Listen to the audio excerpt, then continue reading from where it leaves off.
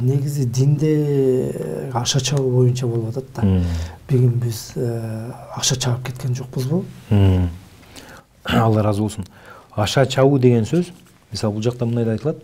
Динде акча чабуу әл-гулу арабчасы адамдын шарият ченеминен ашкан айыптуу жүрүм туруму, ой пикири, шарият чийип койгон чек бар. Ошодон ашырып жиберүү, мейли ниети жакшы болсо дагы, ал акча чабуу болуп эсептелет. Өкүмдөрдү өзгөртүү, мустахабты парз кылуу, уруксат нерседе ысырап кылуу, чоң күнөө кылгандарды же шарият менен өкүм жүргүзбөгөндөрдү капырга чыгаруу, пикирине кошулбагандардын баарын душман тутуу, булунун баары акча чабуу деп аталат. Ошондо пайгамбар саллаллаху алейхи вассалам өзүнүн хадисинде Айюханнас ийякум вал-гулу фид-дин. Вал-гулу фид-дин.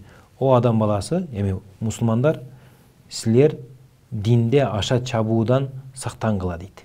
Пайгамбар саллаллаху алейхи вассалам. Фа инна ахлака ман кана каблакум ал-гулу фид-дин. Силерге чейинкилерди жок кылган нерсе бул динде акча чабуу. Демек, бул жерде акча чабуу дегенде өкүмдөрдү өзгөртүү болуп атат. Мустахаб нерсе бар, ошону парз деш. Мисалы, никап тагынып алуу жалпылай мустахаб, анан кээде важип деп айтышат, бирок парз деп эч ким айтпайт. Алымдарданчы, ханафи алымдардан. Ошону аял киши жүзүн жаап жүрүш парз деш. Аны чечпесе жок, андан көрө өлтүргөнүң жакшы деш, мисалычы. Же кайсы бир методду ушул гана дин, башкасы дин эмес деш, дин жайылтуунун методун. Ушул нерселер акча чабуу радикалдыкка алып барат. Ошондо өкүмдү өзгөртүү, же түшүнүктөрдү өзгөртүү, же күнөө кылган адамдарды мусулман эмес деш, шарият менен башкарбагандарды капыр деш, булардын баары динде акча чабуу. Акча чабуунун эң жаман нерсеси ошол акча чапкан адамдын өзүнө гана зыяны тиет да.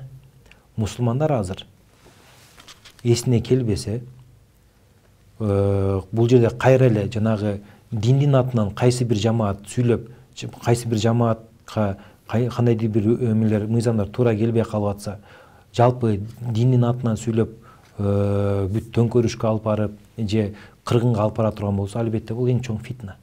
Ал эми фитна өлүмдөн жаман дейт Алла Таала Кур'ан Каримде. Жөн эле фитна кылып коюу өлүмдөн жаман дейт да. Эми ал эми парзы, сүннөтү орундатпоо, анан акча чабуунун тетириси бар. Парз менен сүннөтү орундатпоо, күнөөнү жеңил саноо, Кудай астындагы жана пенделердин астындагы жоопкерчиликтерди билбеш, бул эми кемчилик кылуу. Шариатта кемчиликтен кылбаш керек, акча дагы чаппаш керек. Шариатта шариат менен болуш керек. Шариат кайсы нерсе токтош керек. Ортодо кайсы нерсени айтты шариат, ошол нерсени кылыш керек болду. Анан шариат кыл деген нерсени кылбай атса, анан кылба деген нерсени ашыкча кылып атса, ал динди бурмалоо болуп эсептелет.